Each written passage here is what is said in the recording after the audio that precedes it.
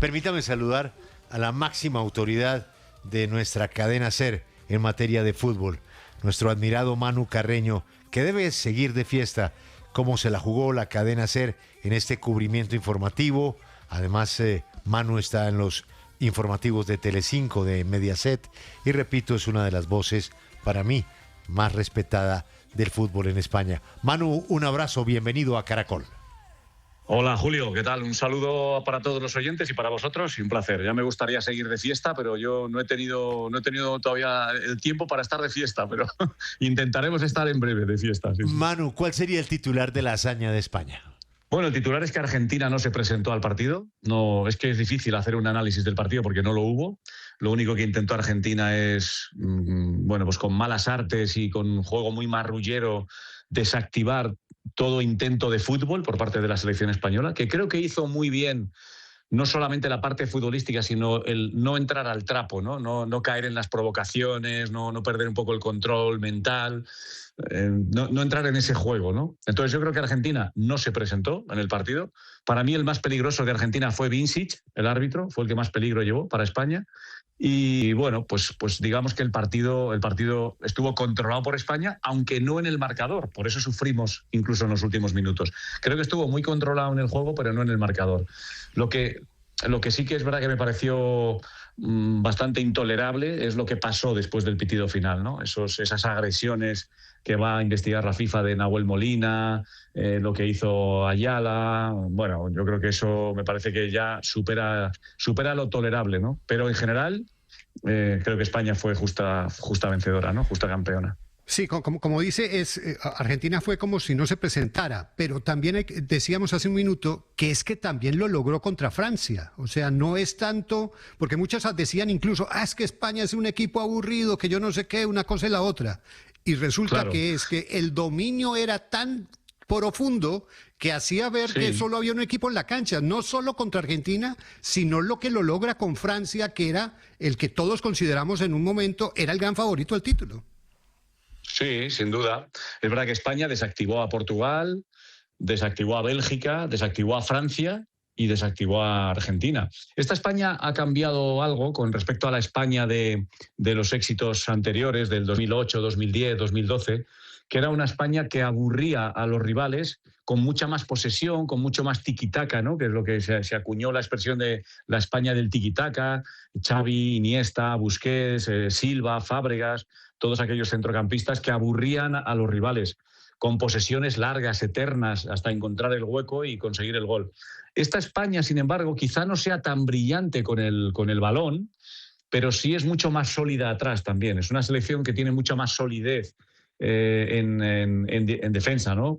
Y de hecho el mundial que han hecho Pedro Porro y Cucurella, los dos laterales, más los dos centrales, y Laporte, más el portero Unai Simón, han hecho que a España solo le hayan hecho un gol, algo que no había ocurrido nunca en la historia de los mundiales. Nunca una selección campeona había encajado solo un gol. Entonces digamos que esta vez la brillantez empezó por la parte defensiva y a partir de ahí construyeron con un Rodri que ha ido de menos a más. Es verdad que sin perder la filosofía, que es tener el balón y ser dueños del balón, pero siendo también muy efectivos sin balón. Ahí España sí que dio un paso al frente. Con balón ya lo sabíamos, pero sin balón también supo ser muy brillante desactivando a los rivales. Sí, Manu, ¿y cómo evalúa ya al final del Mundial la gestión de Luis de la Fuente? Porque claro, esos 3 cambios que hizo en la final, pues unos estaban debutando, pero al final, pues después de eso fue que pudieron meter el gol y llegar a la victoria. ¿Cómo evalúa el papel de Luis de la Fuente? Pues para mí es el gran artífice de todo esto. Fíjate, el domingo se daba la circunstancia de que cumplía 50 partidos con la selección. Era su partido 50. Y en 50 partidos ha conseguido un Mundial, una Eurocopa, una UEFA Nation League y un subcampeonato de la UEFA Nation League. En 50 partidos. Pero sobre todo ha conseguido algo todavía sí cabe más importante que eso, que es hacer llegar a los jugadores que él ya conocía y que ya tuvo en las categorías inferiores, en la sub-17, en la sub-19, en la sub-21, él los conocía de siendo niños, y conseguir que ese grupo haya ido creciendo con algunas incorporaciones y dar el paso para estar en la selección absoluta, lo mismo que lo dio él, y seguir ganando títulos. Eso para mí es el gran artífice en un grupo en el que no hay una estrella por encima de las demás, aunque evidentemente Lamine Yamal tiene un poder mediático que no tiene ningún otro, pero luego es uno más del equipo y es uno más del grupo, y para mí este es el éxito de Luis de la Fuente. No es como la Francia de Mbappé o la Argentina de Messi o la Inglaterra de Harry Kane, no, esta es la España de un equipo que tiene un gran seleccionador y que tiene, lo mejor de todo es que tiene techo por delante, porque es un grupo bastante joven y no da la impresión, ni mucho menos, de que se termine un ciclo, sino que ese ciclo está en plena vitalidad, así que nos hace seguir siendo optimistas, ya veremos, ¿no? Manu, este equipo español tuvo como varias etapas durante el Mundial. La primera, la imagen contra Cabo Verde, que yo supongo que dejó con dudas a muchos. ¿Las tuvo usted o usted desde el principio entendía la dimensión de este equipo? Porque para muchos de nosotros Francia era indudablemente el mejor. Claro. Pues mira, yo creo que lo que sí que vi es que jugó un mal partido, pero no tenía dudas con el grupo. No soy adivino y podías perder en octavos o en cuartos o en semifinales. Solo faltaba, esto es deporte y te pueden eliminar cualquier equipo. Pero yo no tenía dudas del grupo, porque ¿por qué no tenía dudas? Porque es imposible que esta selección, que venía de no sé cuántos, ahora llevan 39 partidos creo sin perder, pues empezaron el Mundial con 31 y venían de ganar la Eurocopa, venían de jugar bien una fase de clasificación. Entonces yo dije, no se les puede haber olvidado. O sea, no, este equipo no tenemos motivos para dudar de ellos, al contrario. Lo que sí que es verdad es que había 3-4 jugadores que no llegaban al 100% y los informes médicos decían que a las 2 semanas del Mundial seguramente iban a estar en ese 100%. Y se confirmó con Merino, se confirmó con Rodri y con Lamine Yamal casi, aunque no ha llegado a estar a su 100%. Nico Williams le faltó un poco más, pero digamos que el plan que tenía en la cabeza Luis de la Fuente se cumplió. Por tanto, es verdad que el partido contra Cabo Verde no nos gustó, España jugó mal, fue un mal partido de la selección, pero también en el Mundial que ganamos en 2010 empezamos perdiendo contra Suiza el primer partido. También hubo muchas críticas a la selección entonces de Vicente del Bosque. Supieron tener paciencia y confiar en ellos.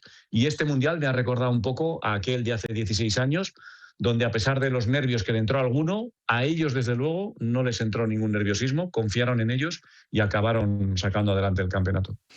Manu, futbolísticamente hablando, genera todavía pues mucho desconcierto lo que pasó con el rendimiento de Argentina en ese que era el partido más importante, ¿no? No se rinde. Pero es que estamos con el que sabe y hay que aprovechar para preguntarle, para tratar de entender. Perdieron, lo que dijo Manu, nunca fueron al partido. Bueno, pero ¿cuál fue en su criterio ese gran error de Argentina en el planteamiento del partido? Porque, por ejemplo, Messi estuvo casi que desaparecido.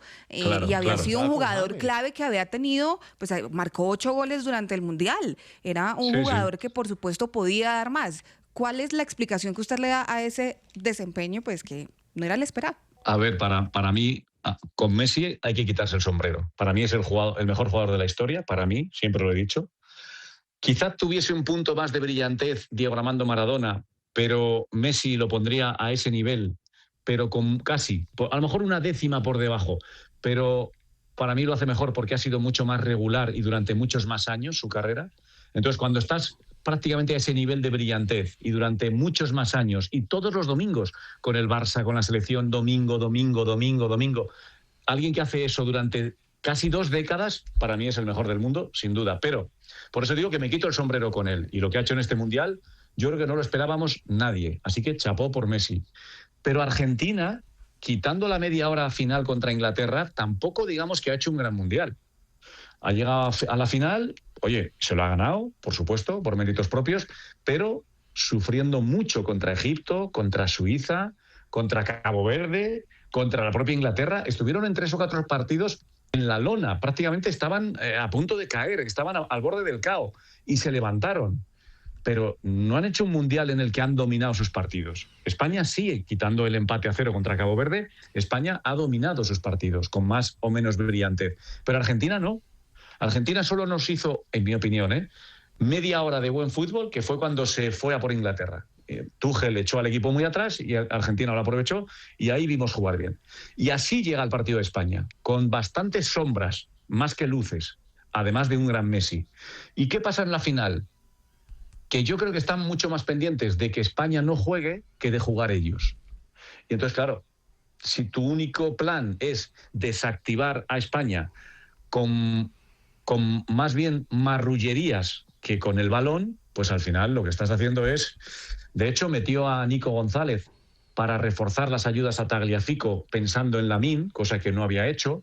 Quitó a Giuliano Simeone y tampoco lo metió en el 11 titular y metió a Rodrigo de Paul, que yo creo que en fondo fue una decisión que ayudó o favoreció a la selección española, porque Giuliano creo que tiene ahora mismo mucho más empuje, mucho más recorrido, mucha más fuerza. Cuando salió en la segunda parte como un potro desbocado. Giuliano es todo fuerza. Entonces yo creo que Scaloni, que tiene mucho mérito, evidentemente por lo que ha conseguido, pero planteó la final pensando más en España que en su propio potencial. Y yo creo que por ahí, más la fuerza de España y el plan de España, acabó perdiendo, ¿no?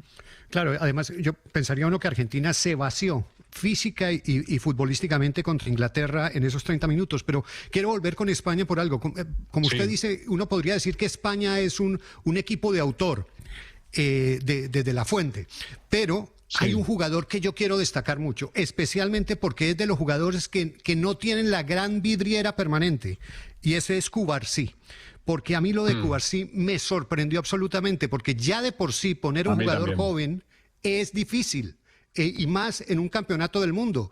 Y Cubarsí y Lamine tienen edad de sub-20, de Mundial sub-20, pero Cubarsí... ser líder de una defensa en un campeonato del mundo, y parecía Beckenbauer en su mejor momento, y esa jugada del último minuto, que es increíble, que es donde Argentina tuvo la posibilidad de hacer lo que quería, que era llevar el partido a los penales, es impresionante. Hágame el elogio de Cubarsí, porque me parece absolutamente extraordinario. Pues es que lo has hecho muy bien. No tengo mucho más que añadir, porque es verdad, es que coincido contigo. No te da la impresión, viéndole, de ser un niño de 19 años. Y es el central del Barça, vale, está acostumbrado a ser titular en este Fútbol Club Barcelona, campeón de Liga, ha jugado Champions, pero luego un mundial, era su primer mundial. Eso te puede pesar la responsabilidad, un campeonato del mundo, una final contra Argentina, una semifinal contra Francia, con Mbappé y Dembélé y Olise enfrente. Eso te puede en algún momento, y antes Portugal, y sin embargo no ha cometido ni un error, con un veterano a su lado como Laporte, que también ha hecho un mundial fantástico, en mi opinión. Pero lo de Cubarsí a sus 19 años, a mí también, y en general a la prensa española, que ya le conocemos bien, de verle en el Barça cada semana, pero cómo, con la personalidad con la que se ha desenvuelto, sin cometer ni un fallo y estando siempre en el sitio correcto, sacando el balón, me parece que ha hecho un mundial de 10, ha sido elegido el mejor joven, pero posiblemente podría haber sido elegido, pues no sé si el mejor central del Mundial, pero entre los 3 mejores del Mundial, sin ninguna duda. Manu, enhorabuena por la transmisión, el cubrimiento fue espectacular y felicitaciones por un equipo en un país que necesitaba, como lo necesitó Colombia, hablar de otra cosa, tener la ilusión del fútbol, de su selección, de su camiseta, de esa roja que les hizo vibrar y los distrae pues de esa agenda tan monotemática de la política que viven ustedes en el día a día como en Colombia. Un abrazo, Manu, y a celebrar.